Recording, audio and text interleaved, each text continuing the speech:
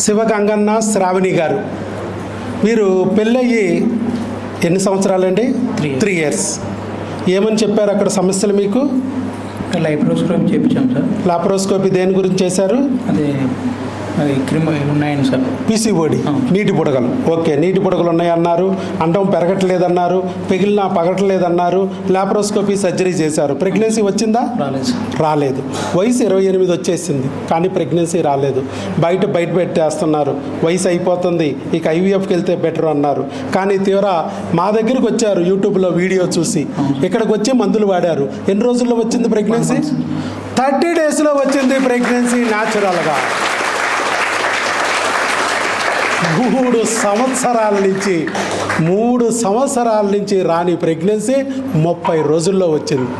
ఇది మ్యాజిక్ కాదా? మరి వచ్చిందా లేదా అనేది చూడండి. వెంటనే వాళ్ళు, సార్ ఇది మేము నమ్మలేకపోతున్నాం, నిజమేనా మాకు ప్రెగ్నెన్సీ? ఒక్కసారి చూసి మాకు చెప్పండి సార్ అంటే, ఎస్ అని చెప్పి మేము అక్కడ ఒక స్కాన్ తీయించమన్నాం. అక్కడే స్కాన్ తీయించారు. స్కాన్ తీసి మాకు పెట్టారు వాట్సాప్లో. మేము ఆ స్కాను ప్రెగ్నెన్సీ కన్ఫర్మ్ అయ్యా అని చెప్పాం. 4/6/2026.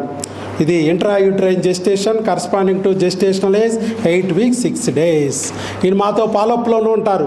మా మందులు తీసుకెళ్లారు, క్రిములకి 2 నెలలు వాడుతూ ఉన్నారు. మధ్యలోనే ప్రెగ్నెన్సీ వచ్చింది. ఇంకా మందులు మిగిలే ఉన్నాయి. ఫస్ట్ గిట్టే ఇంకా అవలా. ఏం తొందర అయ్యా నీకు?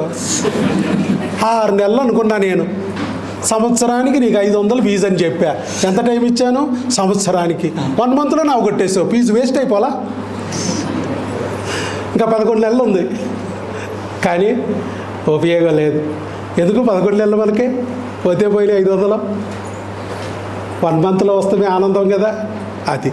సో చక్కగా ప్రెగ్నెన్సీ వచ్చింది. వచ్చిన ప్రెగ్నెన్సీ కూడా న్యాచురల్గా గర్భసంచిలో వచ్చింది.